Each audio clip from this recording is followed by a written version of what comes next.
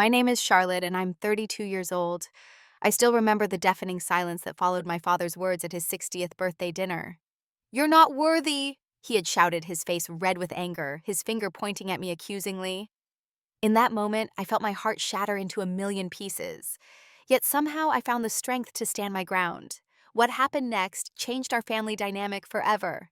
Before I tell you my story, let me know where you're watching from. In the comments, hit that like button and subscribe to hear more stories like mine. Growing up as Charlotte Brooks wasn't easy. My father, Alan Brooks, was a self-made millionaire who built his financial empire from scratch. His face was always stern, rarely breaking into a smile unless it involved a successful business deal or my brother's achievements. My mother, Jessica, a former elementary school teacher who gave up her career to support Dad's, was gentle and loving, but completely overshadowed by my father's dominant personality.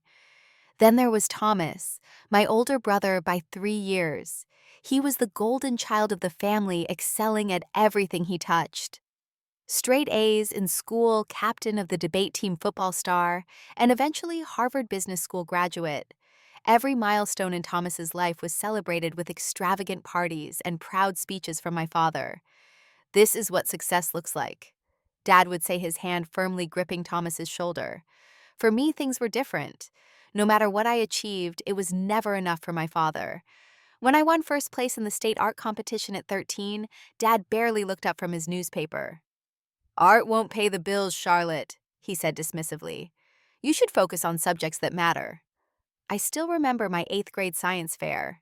I had worked for weeks on a project about sustainable energy, hoping to impress my father with something practical that aligned with his values.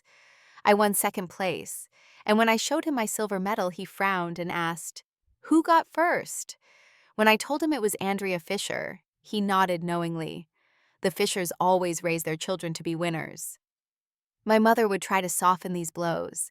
After Dad would leave the room, she would hug me and whisper, "He just wants what's best for you, sweetheart. He pushes because he cares." But even as a child, I could see the pain in her eyes, the silent apology for not standing up to him more forcefully. Holidays and family gatherings were particularly difficult. Relatives would fawn over Thomas's latest accomplishments, while I sat quietly trying to become invisible. When attention did turn to me, it was usually in the form of questions filtered through my father's expectations. "So, Charlotte, your father tells me you're interested in art. But what's your backup plan?" my Uncle James once asked at Thanksgiving dinner. Before I could answer, Dad jumped in. "She'll go into marketing or advertising if she insists on this creative path. At least there's some money in that." My bedroom became my sanctuary.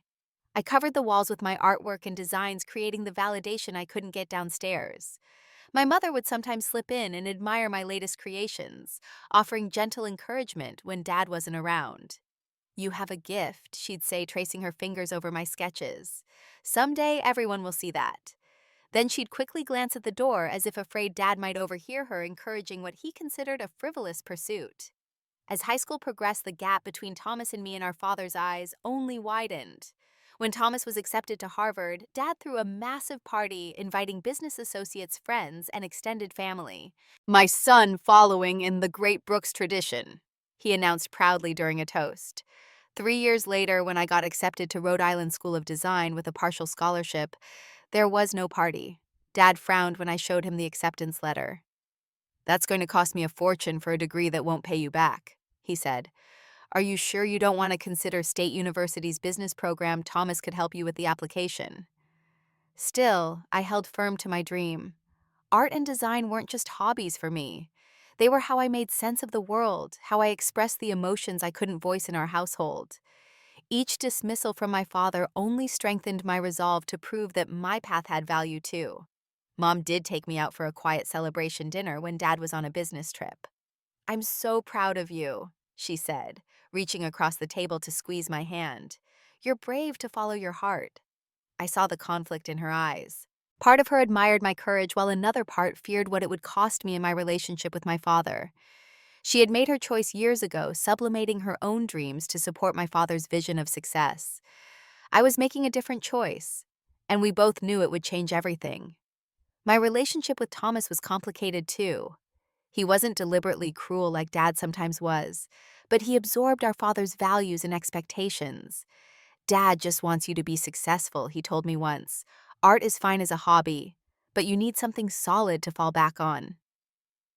I realized then that Thomas couldn't see how his very existence was used as a weapon against me.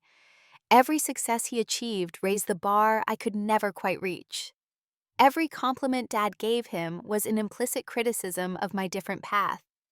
And Thomas, basking in our father's approval, never quite understood what it was like to live in the shadows. By the time I left for college, I had accepted that I might never be the daughter my father wanted. But I was determined to become the person I needed to be. Leaving home for RISD was like finally being able to breathe after years of holding my breath.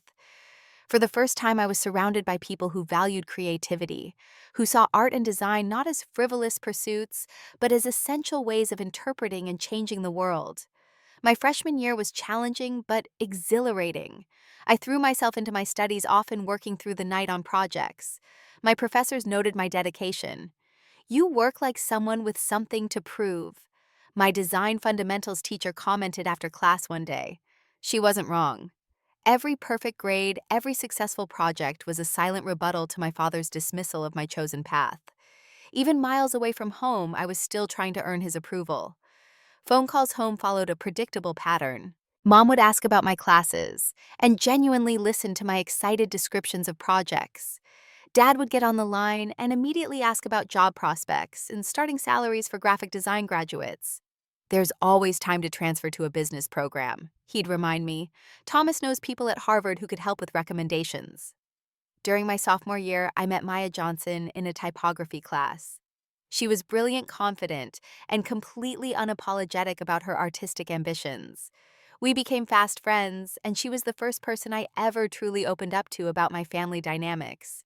"Your dad sounds like a classic narcissist," she said bluntly after I described a particularly painful Christmas break where Dad had spent the entire time comparing my education unfavorably to Thomas's. "You know you'll never get the validation you're looking for from him, right?" I knew she was probably right, but some part of me couldn't let go of the hope that someday, somehow, I could make my father see my value. Junior year, I landed my first significant internship with a small but respected design studio in Providence. The creative director took me under his wing, pushing me to refine my skills and develop my own distinctive style. "You have raw talent," he told me, "but more importantly, you have something to say. That's what separates designers from artists." When I called home with the news, Mom was thrilled.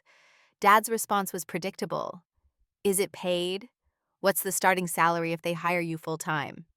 By the time I graduated with honors, I had built a solid portfolio and made valuable connections in the industry. I decided to move to New York City, the heart of the design world, where opportunities for creative professionals abounded. The early years in New York were tough. I shared a tiny apartment in Brooklyn with Maya and two other RISD graduates.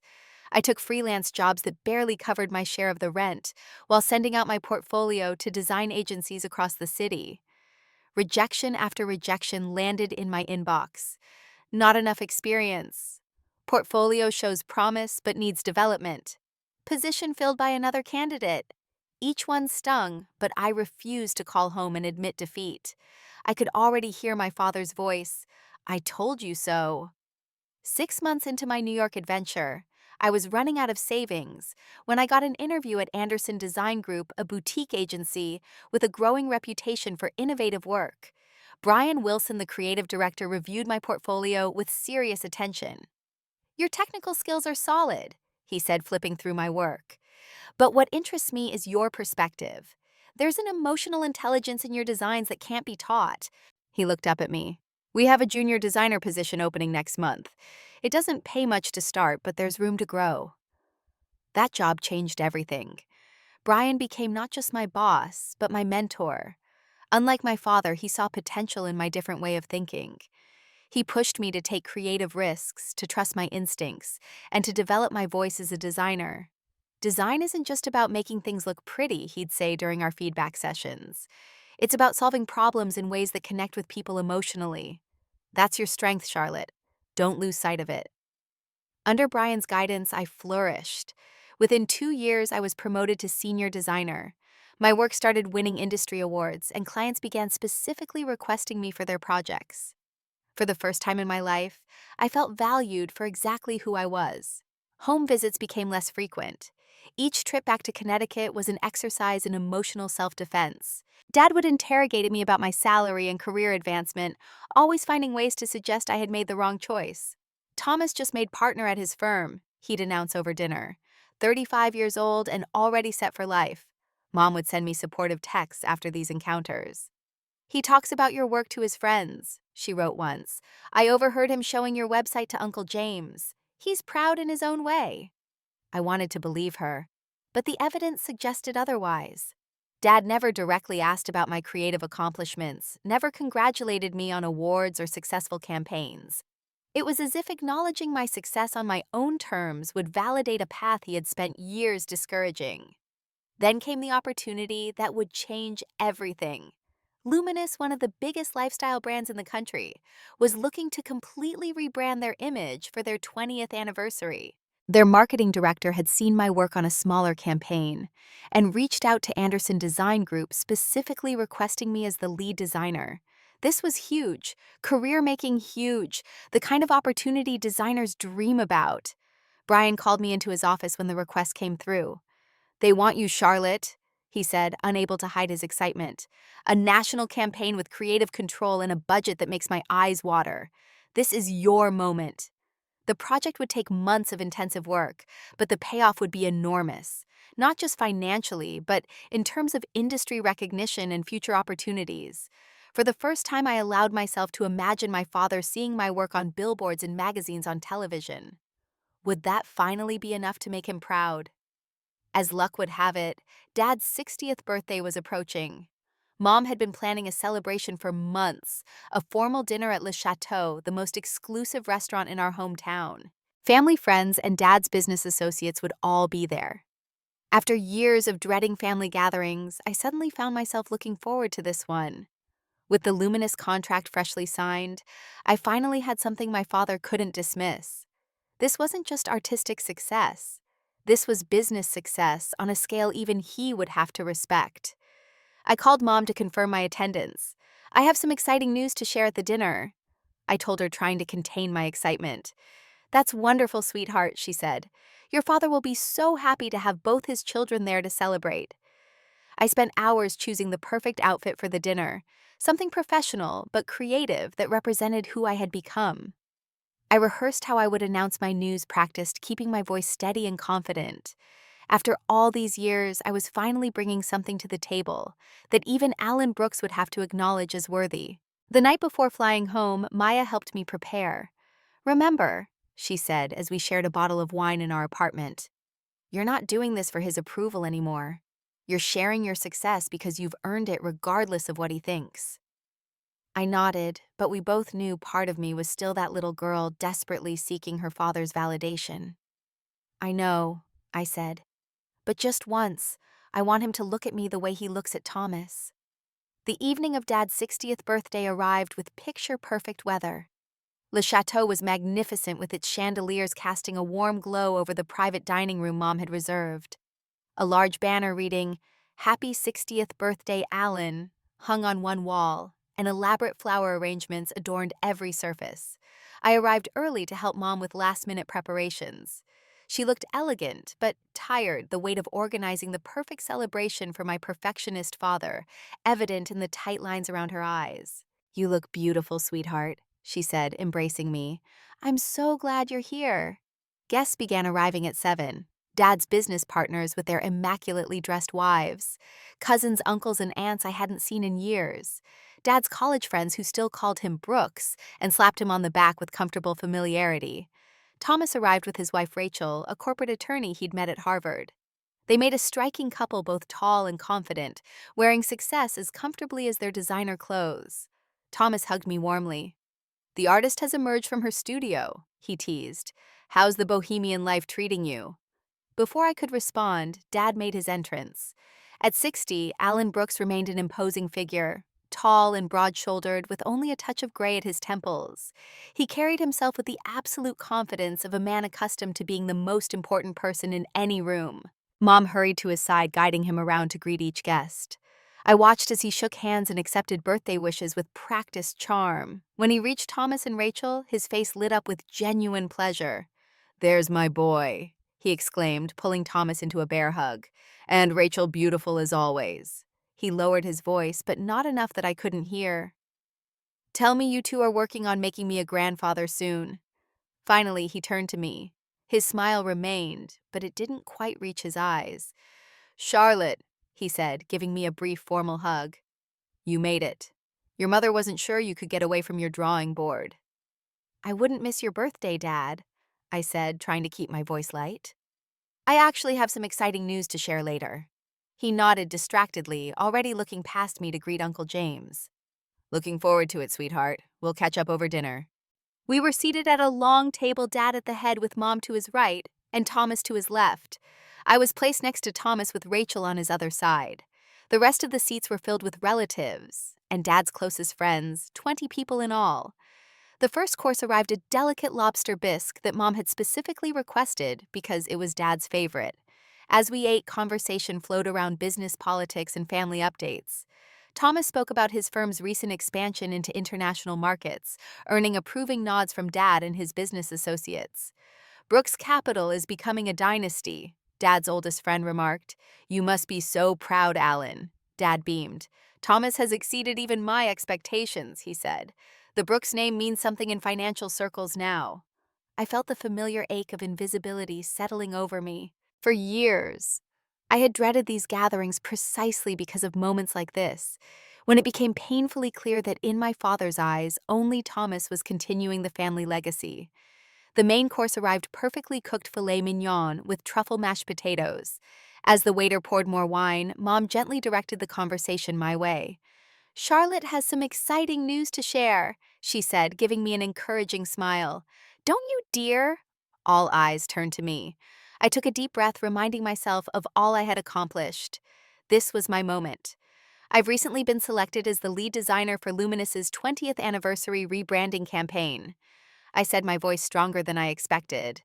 "It's a national campaign that will include television, print, and digital media. They specifically requested me based on my previous work." There was a moment of surprised silence before Rachel spoke up. "Luminous? The lifestyle brand Charlotte. That's incredible. They're huge." A few other guests added congratulations. Thomas raised his glass. "To my talented sister," he said, "always marching to her own drummer and making it work." I looked toward Dad, waiting for his reaction. He took a slow sip of his wine, his expression unreadable. "That's nice, Charlotte," he finally said. "Graphic design for a women's soap company. Is it a good paycheck at least?" I felt my cheeks flush. "Luminous is much more than a soap company, Dad. They're one of the largest lifestyle brands in the country, with revenues over $2 billion last year. And yes, the contract is substantial." Dad raised an eyebrow. "Substantial by artist standards or by real business standards?" The table grew uncomfortably quiet. "Because Thomas just closed a deal that will generate $40 million in revenue for the firm this quarter alone." The pride I had felt moments before began to deflate. This was exactly why I had limited my visits home over the years. No accomplishment of mine could ever compete with Thomas's in our father's eyes. But something had changed in me during my years away. I was no longer the insecure girl desperate for her father's approval. I had built a life and career I was proud of, surrounded by people who valued my talents. "The creative industry is different from finance, Dad," I said calmly. "But it's no less valid or successful. My design work reaches millions of people and influences how they perceive brands." Dad scoffed. "Drawing pretty pictures is a nice hobby, Charlotte, but let's not pretend it's in the same league as what your brother does." "Alan," Mom interjected, "this is supposed to be a celebration. Let's not—" "It's fine, Jessica," Dad cut her off. "Charlotte brought up her little project, and I'm just putting it in perspective." He turned back to me. "I've always encouraged you to pursue something with real substance, but you insisted on this creative path. That's your choice, but don't expect me to treat doodling for soapboxes as equivalent to actual business accomplishments."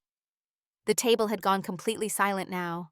I could feel everyone's discomfort, their eyes carefully avoiding both me and my father. Thomas shifted awkwardly beside me. "Dad," he said quietly, Charlotte's worked really hard to get where she is. This is a big opportunity for her. Dad waved his hand dismissively. Of course she has, and that's commendable. But let's be realistic about what constitutes meaningful achievement. He looked directly at me, now his expression hardening. When you decided to pursue art instead of business, you chose a path of lesser value. That was your decision. Something inside me snapped. Years of diminishment, of being compared unfavorably to Thomas, of having my passion and talents dismissed as frivolous, all came rushing to the surface. My work has value, Dad, I said, my voice shaking slightly. Just because it doesn't fit your narrow definition of success doesn't make it worthless. Dad's face flushed red. He placed his napkin on the table and stood up, looming over me.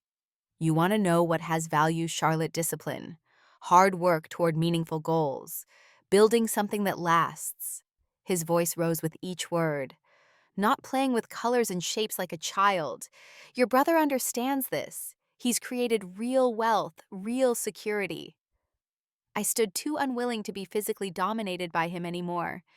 My work is meaningful. It communicates, it connects with people. It solves problems creatively. Problems? Dad laughed harshly. The only problem you're solving is how to make soap look pretty on a shelf. That's not a real contribution to the world. The room was frozen in shocked silence. Even the servers had paused at the edges of the room, uncertain whether to continue their duties amidst the family drama unfolding. Alan, please, Mom said, her voice barely above a whisper. Not here. Not now. But Dad was too far gone, years of disappointment in his artistic daughter finally boiling over. He jabbed a finger toward me, his voice thundering through the elegant dining room. You're not worthy, he shouted. Not worthy of the Brooks name, not worthy of being compared to your brother, not worthy of the opportunities and education I gave you, that you squandered on frivolous pursuits. The words hit me like physical blows. Despite all my growth, all my professional success, some part of me was still that little girl desperate for her father's approval. I felt my eyes fill with tears, my throat tightening with hurt and humiliation. For a moment, I considered doing what I had always done: apologize, retreat, accept my place as the disappointment of the family. The dining room door was just steps away. I could walk out, fly back to New York, and continue limiting my interactions with my father to brief surface-level conversations a few times a year. Everyone at the table seemed to be holding their breath, waiting to see what would happen next. Mom looked devastated. Thomas uncomfortable, the guests mortified to be witnessing such a personal family conflict. In that suspended moment, my entire life flashed before my eyes.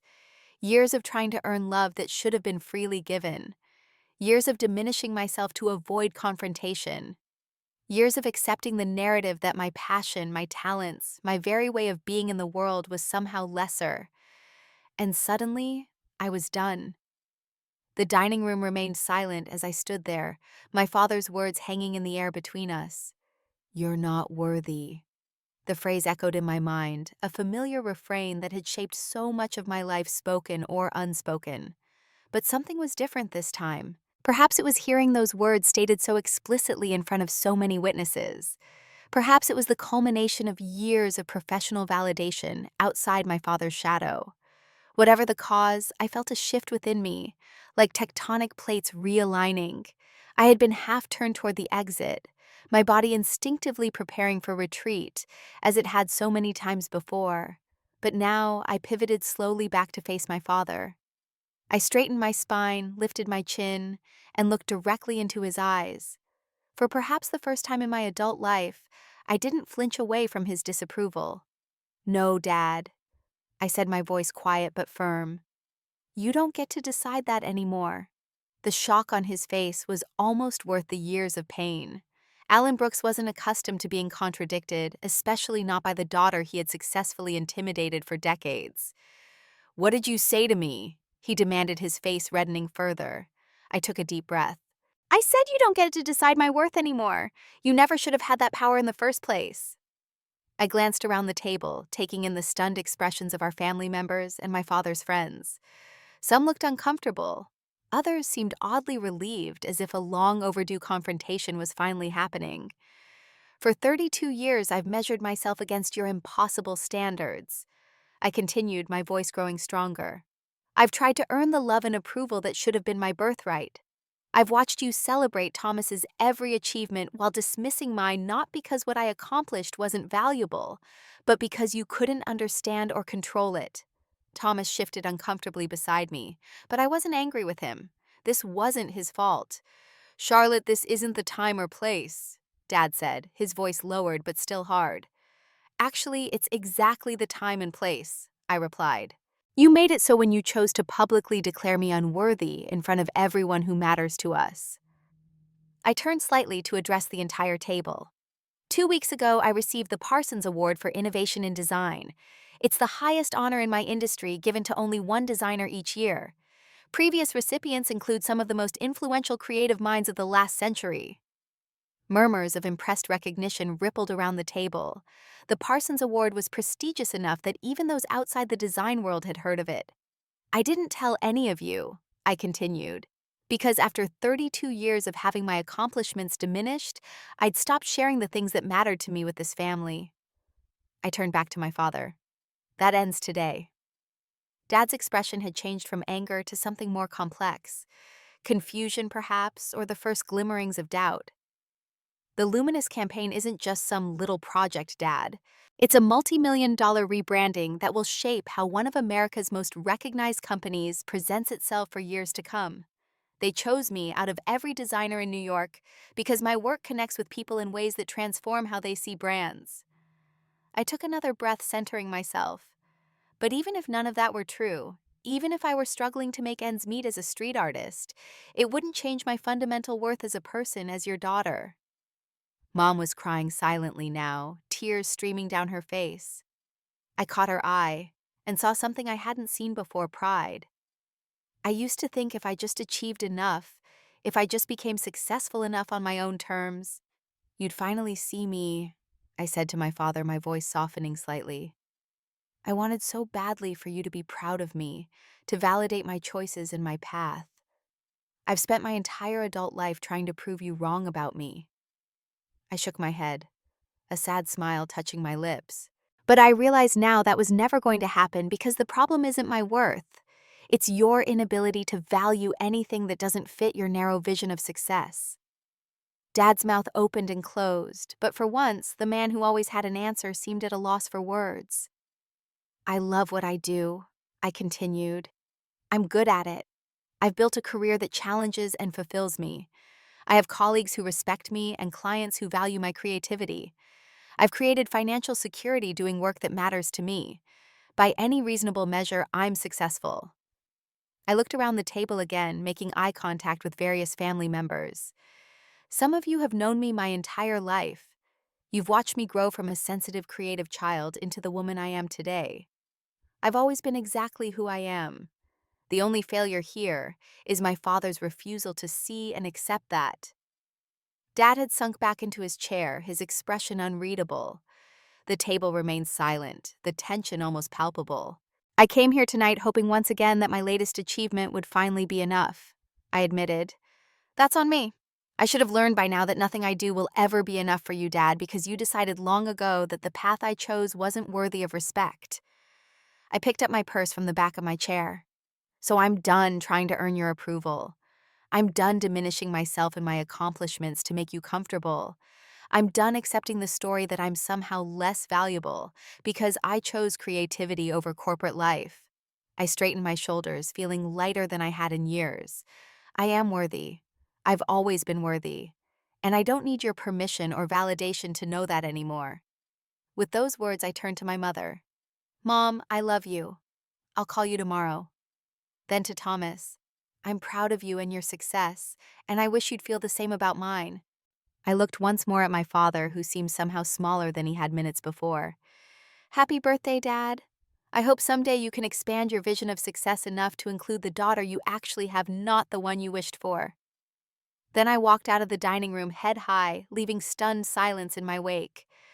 Outside in the cool evening air, I finally let the tears come. Not tears of shame or humiliation, but tears of release. Something fundamental had shifted inside me. For the first time in my life, I had stood up to my father not with the desperate energy of a child seeking approval, but with the clear-eyed confidence of a woman who knew her own value. I texted Maya, "I did it, I finally stood up to him." Her response came seconds later. "I'm so proud of you, wine and ice cream when you get home." I smiled through my tears. "Absolutely, lots of both." As I drove away from Le Chateau, I felt simultaneously exhausted and exhilarated. The little girl inside me who had spent decades trying to earn her father's love was grieving, but the woman I had become was finally free. The next morning, I woke up in my childhood bedroom for what I suspected might be the last time. Sunlight filtered through the curtains, illuminating the space that had once been my sanctuary. The walls were still covered with my early artwork preserved by my mother long after I had moved out. I checked my phone. 3 missed calls from Mom, 1 from Thomas, none from Dad. I wasn't ready to talk to any of them yet. Instead, I packed quickly, wrote a brief note thanking Mom for her love and support, and slipped out before anyone else was awake. The drive to the airport was peaceful, a stark contrast to the emotional turbulence of the previous night. By the time my flight took off for New York, I felt a strange sense of calm. Whatever happened with my family now, I had finally spoken my truth. Maya was waiting at my apartment with the promised wine and ice cream when I arrived. I recounted the entire confrontation as she listened wide-eyed. "I can't believe you actually did it," she said when I finished. "After all these years of trying to please him." "Neither can I admitted. "It feels like I've been holding my breath my entire life, and I finally exhaled." The next few weeks were a blur of activity. I threw myself into the Luminous project with renewed energy and focus. Without the weight of seeking my father's approval, my creativity seemed to flow more freely than ever before. Brian noticed the change. "There's something different about your work lately," he commented during a review session. "It's bolder, more confident." I smiled. I finally stopped designing for an audience of 1. 3 days after the confrontation, Mom called again. This time I answered. "Charlotte," she said, her voice heavy with emotion. "Are you all right?" "I'm better than all right, Mom," I told her honestly. "I'm sorry if I embarrassed you at the party, but I'm not sorry for what I said." There was a pause before she replied. "You didn't embarrass me. You made me proud." Her voice broke slightly. "I should have stood up for you more over the years. I let your father's expectations become the standard for this family, and it wasn't fair to you." I felt tears well up. "It's not your fault, Mom." "It is partly," she insisted. "A mother is supposed to protect her children, and I didn't protect you from his impossible standards. I was too afraid of rocking the boat of challenging him. I thought keeping the peace was more important than standing up for what was right." We talked for nearly an hour. For the first time, Mom opened up about her own struggles in her marriage to my father, how she had gradually given up pieces of herself to accommodate his domineering personality. My confrontation had sparked something in her too, a reevaluation of the dynamic she had accepted for decades. "Your father hasn't been himself since that night," she said. "He's quiet, withdrawn. Thomas tried to talk to him about how he's treated you, and he just shut down completely." I wasn't sure how to feel about that. Part of me felt guilty for disrupting the family order, while another part thought it was long overdue. "He'll need time," Mom said. "He's never been good at admitting he's wrong. But Charlotte, whatever happens with your father, I want you to know that I see you. I've always seen you, even when I wasn't brave enough to say it out loud." A week later, Thomas called. Our conversation was awkward at first, but gradually warmed as we navigated this new territory. "I never realized how differently Dad treated us," he admitted. "It was so normal to me that I didn't question it." "It wasn't your fault," I assured him. "Maybe not," he said, "but I should have noticed. I should have said something when he dismissed your accomplishments or compared us unfairly." After a pause, he added, "That award you mentioned, the Parsons thing, that's a really big deal, isn't it?" I couldn't help but laugh. "Yes, Thomas, it's a really big deal." "I'm proud of you, Charlotte," he said, and I could hear the sincerity in his voice. "And not just for the award or the Luminous campaign. I'm proud of how you've stayed true to yourself despite everything." Life went on. The Luminous campaign launched to critical acclaim. My designs appeared on billboards in magazines and across social media. Industry publications ran features on the rebranding, with my name prominently mentioned. My career, already on an upward trajectory, seemed to accelerate overnight. Throughout it all, I heard nothing from my father. 2 months passed, then 3. Mom kept me updated on his life, and I gathered he was keeping tabs on me through her and Thomas, but he made no direct contact. Then one afternoon in late autumn, as I was working late at the studio, my phone rang with an unfamiliar number. Charlotte Brooks. I answered distractedly, still focused on the design on my screen. Charlotte? My father's voice instantly recognizable despite the months of silence. It's Dad. I sat up straight, my heart suddenly racing. Dad, hi. I'm in New York, he said, for a conference. I wondered if you might have time for dinner. I hesitated, torn between self-protection and curiosity. I'm not sure that's a good idea. Please, he said, and the unfamiliar note of humility in his voice caught me off guard. I'd like to talk, just dinner, at a public place of your choosing. Against my better judgment, I agreed. We arranged to meet at a neutral restaurant, an upscale Italian place near my office, that was neither too formal nor too casual. When I arrived, Dad was already seated at a corner table. He stood as I approached, and I was struck by how much older he looked than at his birthday just months ago. The confident, domineering man who had loomed so large in my life seemed somehow diminished. Charlotte, he said awkwardly, offering his hand before switching to a brief, stiff hug. Thank you for coming. We ordered drinks and appetizers, making stilted small talk about the weather and his conference. Finally, when it became clear he was struggling to broach the real subject, I decided to help him along. Why did you want to see me, Dad? He took a deep breath, staring down at his untouched wine. I owe you an apology, he said finally, the words coming out as if they physically pained him. What I said at my birthday dinner was unforgivable. I waited, unwilling to make this easy for him. The truth is, he continued, I've never understood you, Charlotte. From the time you were a little girl, you saw the world differently than I did. You were sensitive, creative, drawn to things I couldn't appreciate. It frightened me. That surprised me. Frightened you? Why? He looked up, meeting my eyes directly. Because I didn't know how to help you succeed in a world that can be cruel to people who don't fit the conventional mold. I made my way through discipline, hard work, following a clear path to financial security. Your path seemed so uncertain, so fraught with potential disappointment. So you decided to be the one to disappoint me instead. I couldn't keep the edge from my voice. He winced. I thought I was preparing you for reality. I thought if I pushed you toward a more traditional path, I could protect you from struggle and rejection. He shook his head. I was wrong. And worse, I hurt you deeply in the process.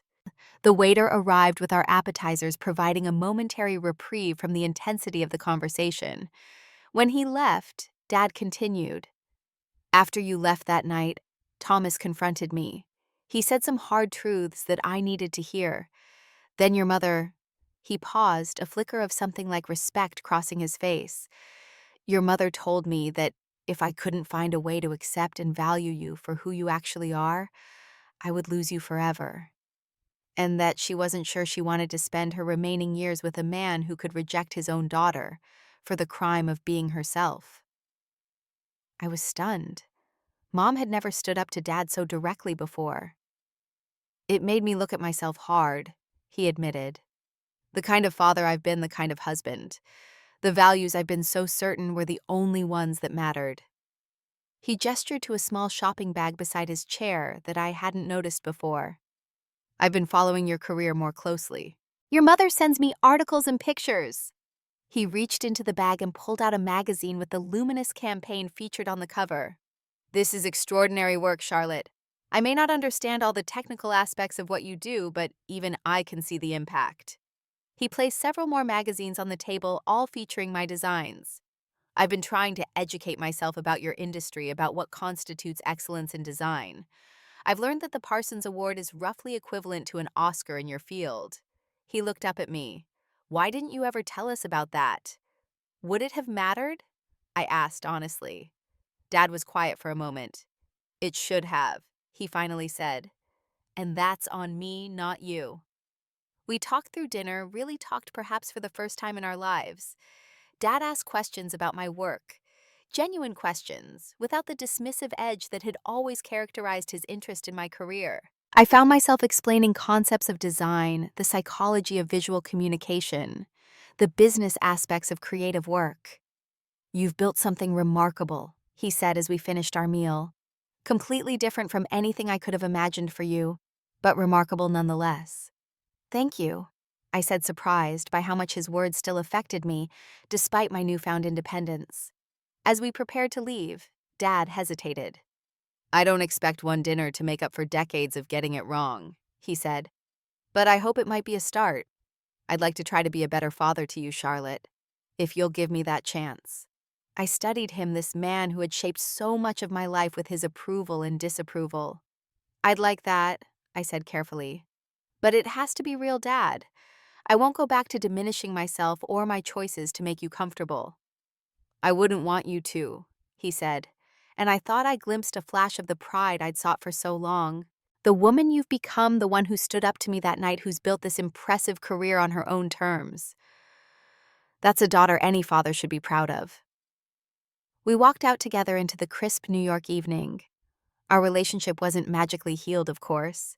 Years of damage couldn't be undone in a single dinner. But something had shifted.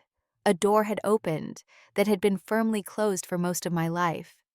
"Good night, Dad," I said as we prepared to go our separate ways. He smiled, a genuine smile that reached his eyes. "Good night, Charlotte. I'm glad we did this." As I watched him walk away, I felt a sense of peace settle over me. Whether our relationship fully healed or not, I had finally broken free of the need for his validation. I knew my worth now, and no one, not even Alan Brooks, could take that away from me. It's been 2 years since that pivotal night at my father's birthday dinner.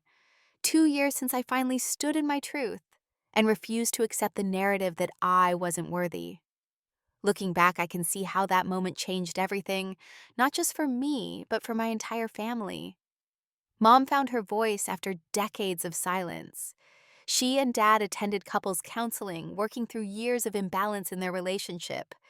She even returned to teaching part-time, rekindling the passion for education she had set aside to support Dad's career. "I feel like myself again," she told me during a recent visit to New York. I'd forgotten who that was for a while. Thomas and I developed a real relationship as siblings and friends, no longer separated by Dad's uneven treatment. He became one of my biggest champions, even commissioning me to redesign his firm's brand identity when they expanded again last year. "You're the best in the business," he said matter-of-factly when I asked why he hadn't hired a larger agency. "Plus, I like being able to brag that the designer is my sister." As for Dad and me, our relationship has been a work in progress. There are still moments of tension, still times when old patterns threaten to reassert themselves. But there's also a new respect between us, a recognition that we can be different and still value each other. He came to the ceremony when I received my second Parsons Award last spring. Afterward, at the reception, I overheard him talking to another attendee. "My daughter sees connections others miss." He was saying, genuine pride in his voice. "She always has, even as a child. I just didn't understand what a gift that was." The healing wasn't instantaneous. It took time, effort, painful conversations, and professional help. There were setbacks along the way, moments when I questioned whether real change was possible. But gradually, month by month, our family dynamics shifted towards something healthier, more balanced, more authentic. As for me, I've continued to thrive professionally. The Luminous campaign opened doors I hadn't even known existed. I was named creative director at Anderson Design Group last year, the youngest person ever to hold the position. I mentor young designers now, especially those who, like me, don't fit conventional molds or follow traditional paths. "Trust your unique perspective," I tell them. "It's not a liability. It's your greatest strength." But the most profound changes have been internal. I no longer measure my success against anyone else's expectations. I've learned to validate myself, to recognize my worth, independent of external approval. The constant need to prove myself, to justify my choices, has finally subsided. That's the thing about worthiness. It was never something I needed to earn. It was always mine, always yours, always inherent in our humanity. We don't become worthy through achievement or validation or following prescribed paths. We're born worthy of love, respect, and belonging. It took me 32 years and one explosive dinner to fully understand that truth. But once I did, it changed everything. If you're struggling with similar dynamics in your family or workplace, if you're contorting yourself to fit someone else's definition of success, if you're constantly seeking validation from people who cannot or will not give it, I hope my story offers some encouragement. Standing in your truth isn't easy. It's terrifying, messy, and painful. But on the other side of that fear lies freedom. You are worthy. You've always been worthy. And no one can take that away from you unless you let them. Thank you for listening to my story.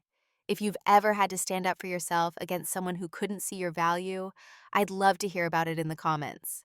Did you have a moment when you finally said enough and chose to believe in your own worth? Hit the like button if this resonated with you. Subscribe for more stories of overcoming family struggles. And share this with someone who might need to hear that they are worthy exactly as they are. Remember, sometimes the most powerful thing we can do is simply stand in our truth and refuse to be diminished. In that courage, we find not just our voice, but our freedom.